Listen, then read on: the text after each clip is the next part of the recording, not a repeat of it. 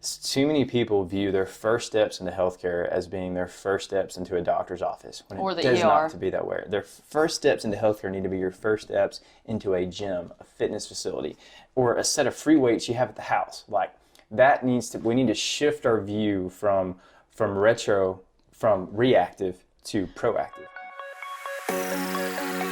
This is a revolution to fight for truth, fight for the people who trust us with their health, and a fight for research-backed action. This is a fight to purge baseless trends and customs in healthcare. This is a revolution to change the steps of healthcare from reactive medicine to preemptive medicine. Our vision is to be the catalyst for a system of proactive healthcare versus reactive healthcare. This is Impetus Health.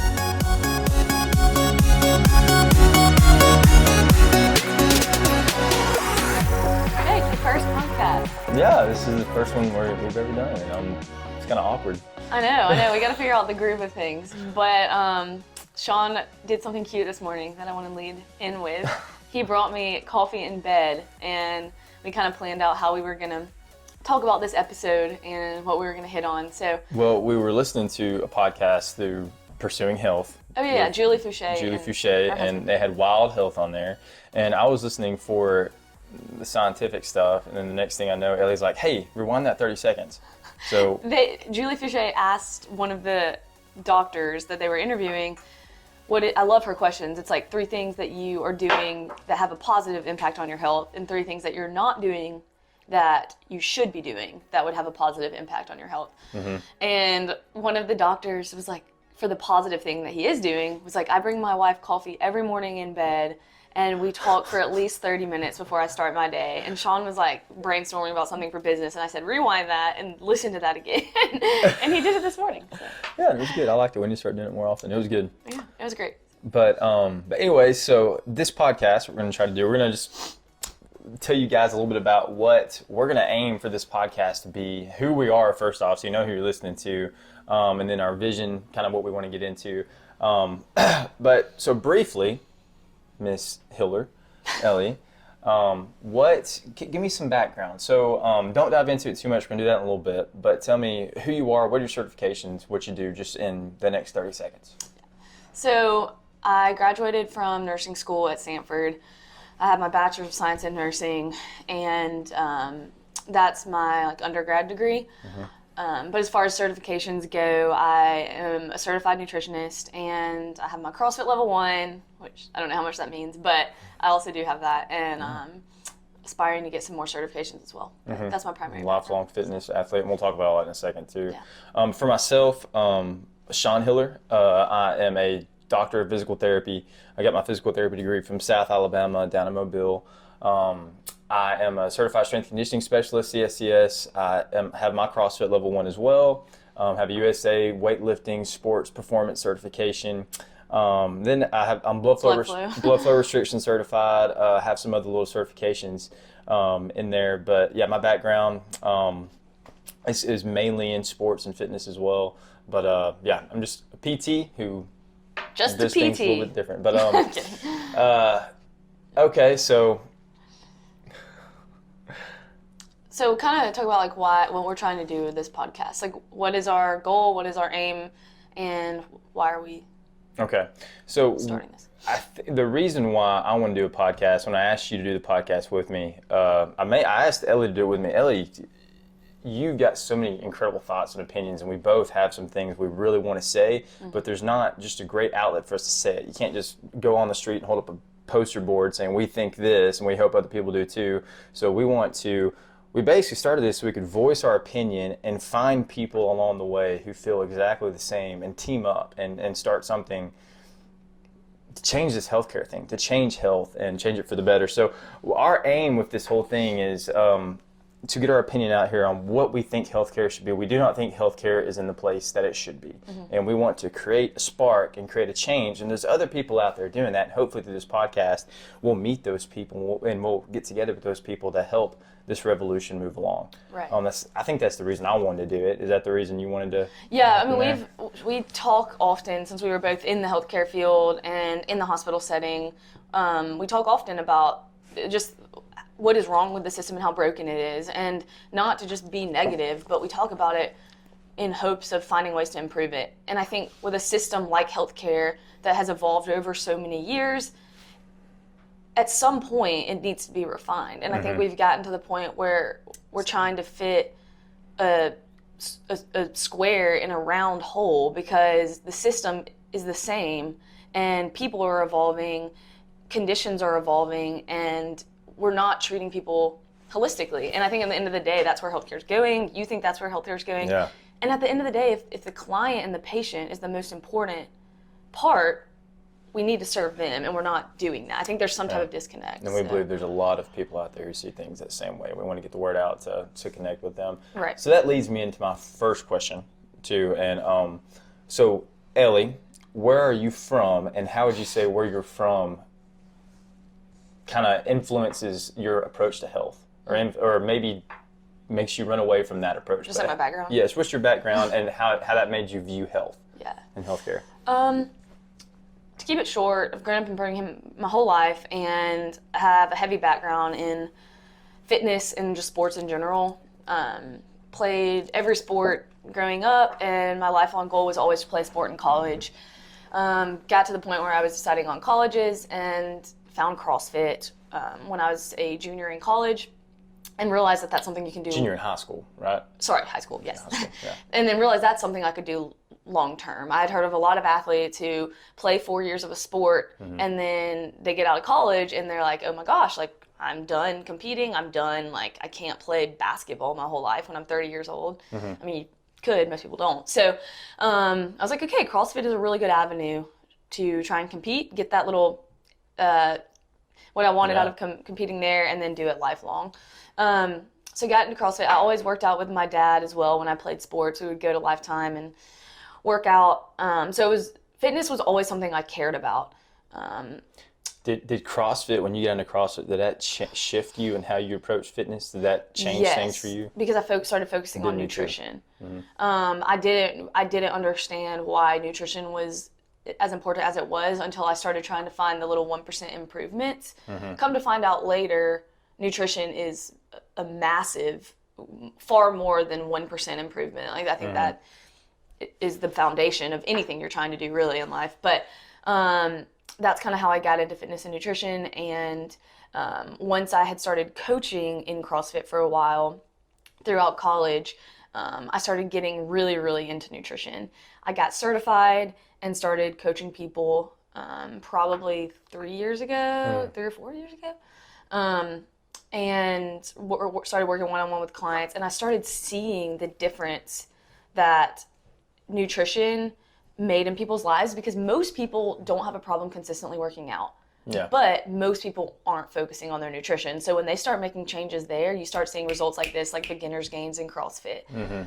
So that's how I got into it. And I want to bolster you for a second, so you're cutting yourself short. Ellie is an incredible athlete on all the way around. You've had some heck of accolades in CrossFit, and like your name in Birmingham, people don't hear the name Ellie Torrance. I changed it to Hiller, but without thinking fitness. So you've got an incredible pedigree. I had a short stint. The thing is, you've lived this fitness stuff. You've lived it. You've ate it up. You have gone for that 1% gain. You've done the things to try to, those performance aspects that most people don't think about, to try to enhance your body, because you've competed on that level. And that's so.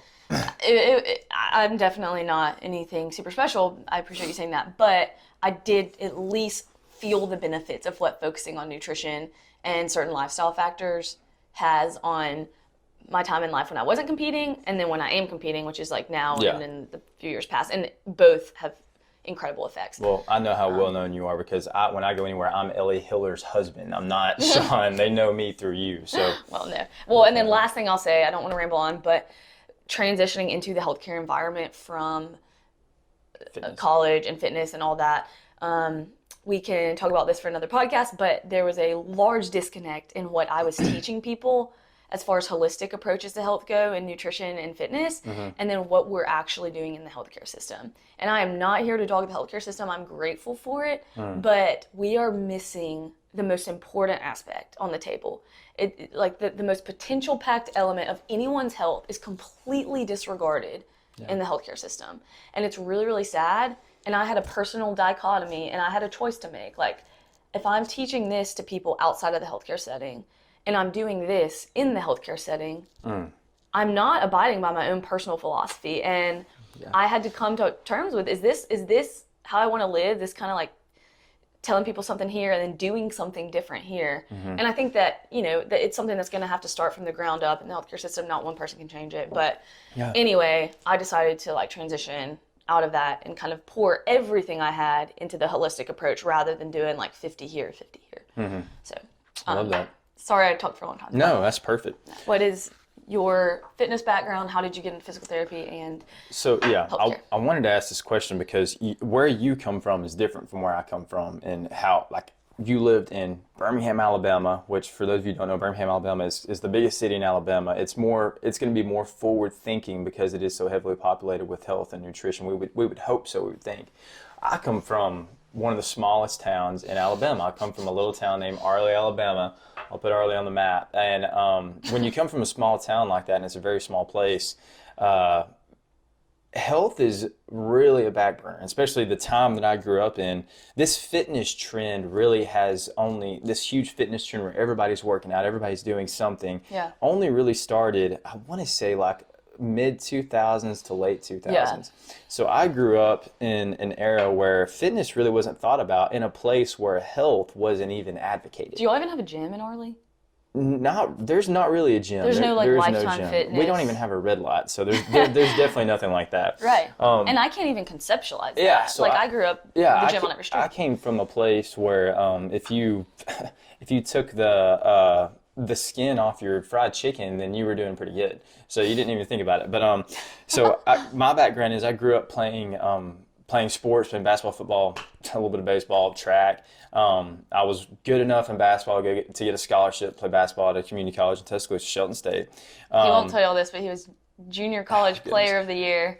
Gave a speech next to Trent Richardson and Cam Newton. They didn't speak. I spoke. He's a big deal. Anyways, but so I did that, but health was never on the board. Even I never thought about trying to eat correctly. My whole concept was I was going to work my butt off for this sport. Would you say you tried to like outwork a bad diet pretty much? I didn't even know what a bad diet was. Okay. I had no concept of all this. Which you probably technically could with your metabolism and activity. Oh, level. I was playing all the time. Yeah, I probably, but I would have loved to see how it would have changed me if I'd have known. And optimized your game. Yeah, if I'd have had a good training regimen to where we had, like I know these things now, like we put together a sports performance program to where we're focusing on the specific aspects of basketball, and we tie nutrition in with that, and just see how much further that would have taken me instead of just going down the road and getting fully loaded French fries to eat every day. Like, you don't even think about that. But yeah, so I get to college, played basketball. None of that sparked any type of health revolution in me. It's going through kind of that quintessential system of that so many college athletes go through. Like none of that sparked any type of health change until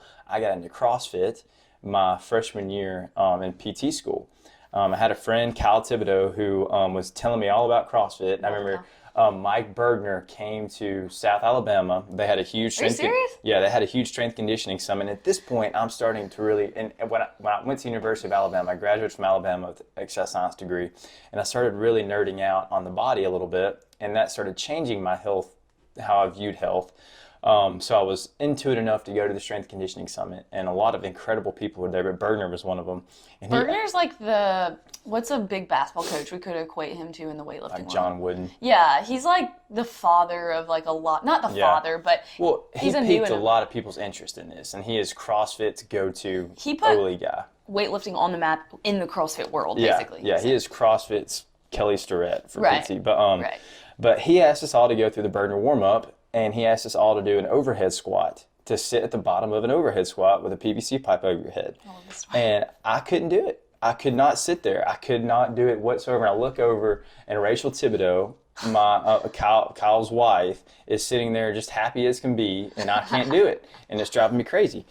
I will give context here. Now Sean has probably the best mobility in weightlifting form of anyone I've seen, and I'm not just saying that. People in the gym say that.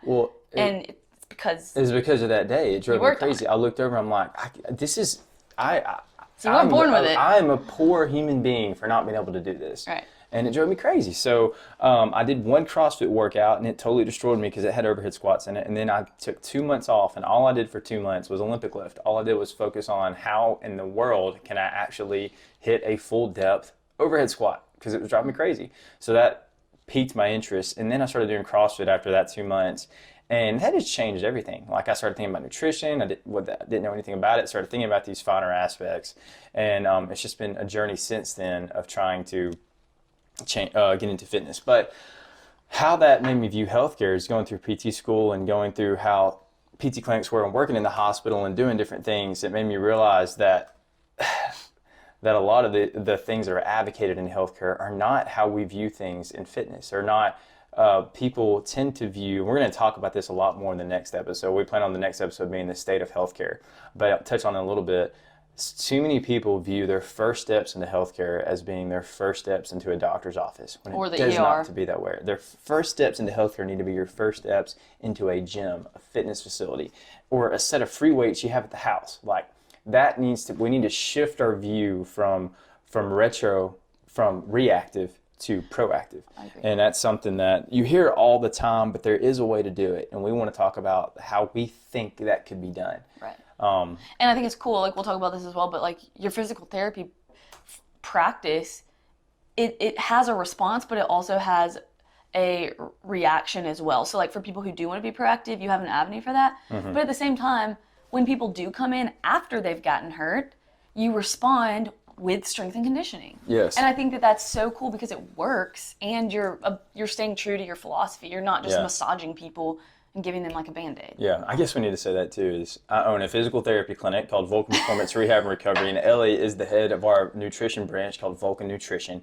So we are in business together as a husband and wife, and I love it. Okay. I love it. I the think best it's great. thing. We've been doing this not together. We've worked better together here. We've been doing it together for a very short time, but I'm really enjoying it. Ellie, give a little background. She's read every John Maxwell book there has ever been written. If you don't know who John Maxwell is, but she's got some incredible thoughts, and I hope we can team up and do well together. That's why we're doing this podcast. But so as we move on, the aim of this podcast, and I hope what you guys get out of this when you listen to it, is first off our passion for what we're trying to do. We are passionate about trying to change this thing, because I think the customer, the client, the patient is, man, they're getting a really bad product right now. They have no idea. It's like, and they don't know it. When you go to a mechanic to get your car fixed, you have no idea what's going on with your car. You're just hoping that the person you're going to hand this off to knows exactly what they're doing, right, and they can do a good job with it. In healthcare, we're finding that so many times a patient will go somewhere to trust someone, and they're getting a very, very poor product back, and they don't even know it. We want to change that. Our vision at the clinic is to create a world which it is common practice for someone to receive well-researched and highly effective opinions and actions in healthcare. We want them to get the best of what we know. Do we know everything? Absolutely not. But we want to aim for giving them the most well-researched and the things that work at the best. And right now in healthcare, that is not the status quo. Right. And we want to make that the status quo. So kind of piggybacking off that, as we are planning on closing this episode, what is your vision for healthcare? And then I'll talk about my vision for healthcare with what we're specifically doing through Vulcan. Yes. My vision for healthcare is kind of what I mentioned a minute ago. Overall, healthcare has to change from being reactive. We have to take a proactive approach. And how I view that to be is that connection between fitness and healthcare. So often, fitness and healthcare don't even seem to be in the same realm. They're not even mentioned in the same breath, where that's what they should be. If we can hone in our fitness, if we can make fitness a beautiful ground floor for healthcare, where we have the movements honed in, we have our approaches honed in, all of a sudden that will take care of 80% of these issues that we have for the people who buy into it. Right. You have to buy into it. But my goal, my vision for healthcare is to make it much more of a fitness approach, not because I'm trying to combine fitness and healthcare, but because fitness and healthcare are one. They are the same thing. Yeah. And I want that to be the approach of most people to take care of all these chronic issues. But I love that. That's mine. What about yours? Very similar to yours, but mine is one, to get people to recognize that the investment that they put in to what is healthcare, but fitness and nutrition, is going to give them a much better payoff, ROI, return on investment, than if they got into the healthcare system when they're sick and they're having to pay for medications, they're having to pay for doctor's bills, they're having to pay for surgeries, for all this stuff. People, when they're in it, that's their only hope, so they'll pay whatever for it. Yeah. But I want people to understand that when they're investing money in a workout regimen or a nutrition coach or all of these things that people may not necessarily think they need at the time, it's an investment in your long-term health, and it's an investment in keeping your feet out of the hospital. And I think if the pandemic has taught us anything with COVID, it's that those people that invested the time and the money and the energy into their health and their nutrition, those are the ones that were the best off when this stuff sprung up on us and people weren't panic mode. The people that had put in all the hours and all the time were the ones that were most protected. Yeah. And the ones that didn't, it's like it was here, and all this stuff takes time. It was really hard to catch up. And so I really want that to become what people kind of understand and think of. And then kind of on another note, I'll end with this, but I'll never forget one of my first clients I ever had. I'm a believer and I'm a Christian, and I think that plays like a huge role in what I do nutritionally. And this client wanted to go and be a missionary overseas. And I was asking her why. I'm like, why are you invested? Why do you want to do this? Why are you getting a nutrition coach? And she said, Ellie, I want to be capable to be able to stand up the minute God calls me to do anything, whatever it might be. I don't want my body to hold me back. She's like, I want to be able to go do it and go do it to my full potential and go do it well. And for someone going overseas, to a country where you're going to be walking a lot, you're going to be, doing a lot of manual stuff. That a lot of people wouldn't be able to do that. Yeah. And in all honesty, she wasn't at a place where she could either. And that hit me. I was like, I want to do something where people are capable of doing whatever call the Lord puts on their life, whether it's chasing your kids around all day, whether it's, being an older and elderly person and playing with your grandkids or walking through the neighborhood and being able to just be functional and live the life that God's given us to our fullest potential. And I think that once people actually start actively doing that, it's powerful and it changes their life and they'll never stray from it. Yeah. So that's my vision for healthcare. That's great. Yeah. And I think those two go very well along. Yeah. But that's what we're going to try to do. And that's how we're going to hope this thing goes. We're going to hope to have some really good guest speakers on and to just give some really good content. And if any of you guys ever have any ideas for us, shoot us an email, text, whatever we need to do to get across. Just let us know how we can enhance what we're doing here. And hopefully this is good for everybody. Yeah. Thank you all for listening. Yeah. Thank you all for listening. Have a good day. Good job.